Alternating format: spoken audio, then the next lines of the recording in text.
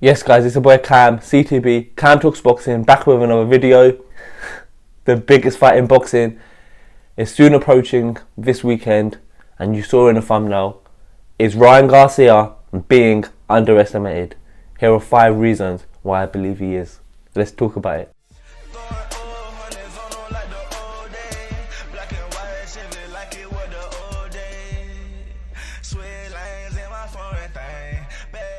Yes guys, let's go straight into it. Gervonta Tank Davis, 28-0, 26 knockouts. One of the biggest punches in boxing is fighting Ryan Garcia. These are 2 huge stars, 2 massive stars. They're both young. Tank Davis is 28. Ryan Garcia is 23-0, 19 knockouts. Both are deadly punchers. Both have quick hands. Ryan Garcia is only 24, so both are on the rise in terms of popularity, and this fight will just take them to the next level. So before I get to why Ryan's underestimated, I just want to quickly summarize the fight. Look, it's so intriguing. It's good for boxing. They're both undefeated. It's undefeated. They're putting their O's on the line, which should happen more often. The 4 young kings, 2 of the 4 young kings are actually facing for the first time. Obviously, Teofimo hasn't fought. He fights a lot of big fights, but he hasn't managed to fight, the likes of Haney, etc. So this one has materialized and is right around the corner. I'm surprised that the press conference was yesterday. It's getting juicy. The weigh-ins today. So guys, let's go straight into it. The first reason why Ryan Garcia could be being underestimated is because he has the natural strengths and advantages over Tank Davis. He's taller. I know that doesn't automatically mean it's all about context. Like, obviously Tank has fought taller fighters. He's fought Barrios, but you have to take into consideration that Ryan Garcia has the height. He probably has the speed over him. He has just as much power. He has the reach, and I think that's what's going to really be interesting. Look, those advantages. He's the bigger man. I know, despite the rehydration course, he is the bigger man, and those are advantages that can help. That you can't neglect. You can't ignore when analysing or predicting a fight. And Tank will really have to.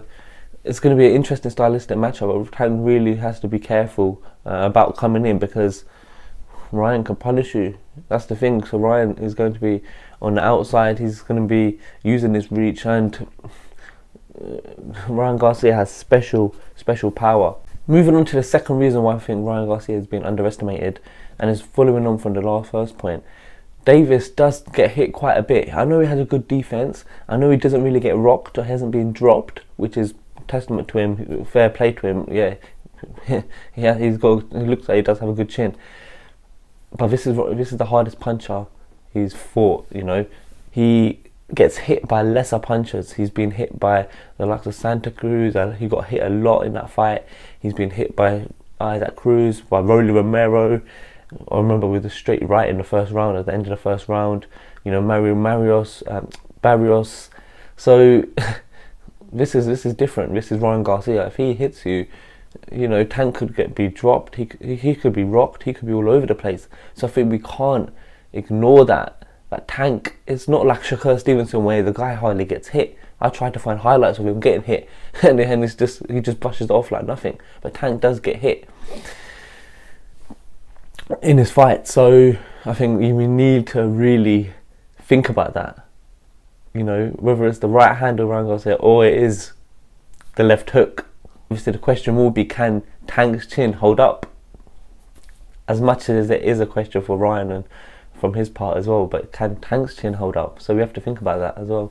Another thing I'd say is, for me, having watched the build-ups of the fight, the press conferences, all the hype, all the interviews, the all accesses, and even the press conference last night, there are some signs of fear from Tank Davis. Look, the rehydration clause, I just don't see, even if it was just a catch weight, 136, okay, that's fine. Look, Ryan Garcia agreed to it. But why are you giving a rehydration clause? I understand you're the A side, but for me, I don't rate that. I don't respect that, and I've got a bad taste in my mouth, especially because before it was supposed to be 138, and he's fought Barrios at 140 as well. So obviously that's basically saying, you know, this is different. Garcia, you're special. You're another level. We're not fighting at 140. So that's one thing. Look, that's for me. That's a sign of fear. Another thing is some of the comments he's made. You know, even relating to the rehydration clause, he says he's done that to make it fair because of Tank's advantages. I think that's just a sign that, look, he knows how dangerous Ryan Garcia is. Even some of the comments he's been making in interviews, he's been saying he's not going to bring his family because it could be a war. When has Tank ever said that? His mum's always at the fights, and he said he's not going to bring his mother. So he knows this could be sick. Like, as much as he downplays it, like he did yesterday at the interview, he knows this is going to be a tough fight. He's in for a huge fight. He could get cut. He could get dropped. Yeah, he'll have to dig deep, which I'm sure he's capable of doing. Of course, I believe Tank Davis has that dog in him. And don't get me wrong, he is the favourite for this fight. But he just knows, like, the respect he's got for Ryan Garcia deep down, it's a lot. And then on top of that, we found out yesterday that Tank's been paying people to spy on Ryan Garcia. You know, so it's just, if there's a lot of signs, like Oscar De La Hoya was saying it yesterday, does his team believe in him? You know, like, are you that worried? Like, you know, the signs he really respects. He knows this is going to be the fight of his life. The fourth reason that made me think Ryan Garcia could well be being underestimated by everyone is the fact that in the All Access, I believe it was the second episode, something really touched me. I was already a fan of Ryan Garcia. I'm with Ryan Garcia. I'm Team Garcia. And I like him as a person. I think he's a great young 24-year-old man who's matured massively, you know, and is a great boxer. He's been through a lot. But that's the thing. He's been through a lot. What I realised, how he's matured, how he has that why now. He's got that purpose deep down. How his mother was tearing up about, you know, him going to dark places but getting through that. And as other people who've experienced mental health have said, like, there's no bigger battle. He's already won his fight. You know, he's come out the other side, you know, other door, and he's here now. He's back, big time boxing. So I think that really touched me, and I thought, you know what, there might be something in the ring that just pushes in that little extra. Maybe the fans who are also suffering something similar to he was, or the pain he was, you know, having during those tough times, and how he managed to, you know, overcome it. It's his mindset now. He looks so focused. He looks so hungry. He looks ready to destroy Gervonta Tank Davis. And the fifth reason Ryan Garcia could be getting underestimated is, I look at Joe Goosen, right, and he's an experienced trainer. I was just looking into him even more the other day, and Ruela's brothers, I believe he trained as well. Yeah, the Ruela's brothers, Shane Mosley he trained Khan, and then obviously Diego Corrales, you know, Eric Molina, the heavyweight. He's trained so many fighters, Lipinets. He's got so much experience. He's been in the game for a long time. He's very well respected. He's an analyst as well, and someone like Joe Goosen, who's experienced that many camps and has been around the game for that long, he said that this is top 5, one of the best camps he's been in. So what does that show? That shows Ryan Garcia is focused. He's not taking any shortcuts. He's putting the work in. Joe Goosen has had massive praise for Ryan Garcia. He's mentioned his power, how it's freakish, how Ryan Garcia hits like a middleweight. And maybe one day we will see Ryan Garcia up at middleweight, because he's a big guy, you know. He's a very big guy. So, and not only that, look, he's got Joe Goosen in the corner. That's a big factor. He's an experienced trainer. He could give him an edge that could push him through, whether it's the back end of the fight and he's getting tired, or because that's when a lot of people think Tank Davis will get the stoppage if Ryan hasn't already knocked him out. So it might get him through the championship rounds. It might be a change of tactics, change of plan within the fight. It just might be that bit of support, that mentoring within the fight. But trainers are important, but at the end of the day, it's just you in there alone. And guys, that's my 5 reasons, you know. I think it's going to be a great fight. I'll do another video tomorrow on the fight after the weigh-in.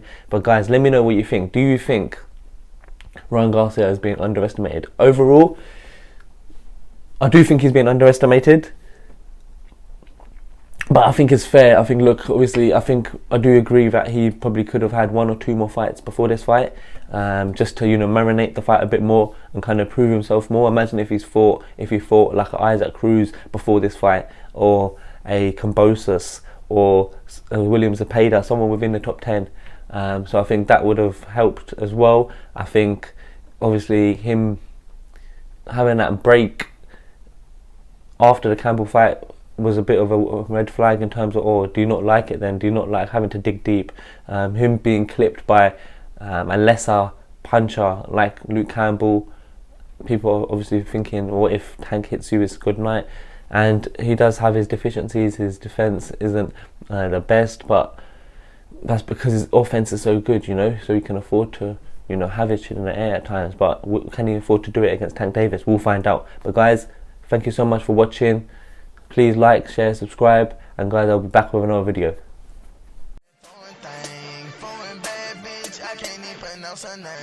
Talking numbers on the phone while I'm getting brains. Switch 4 lanes.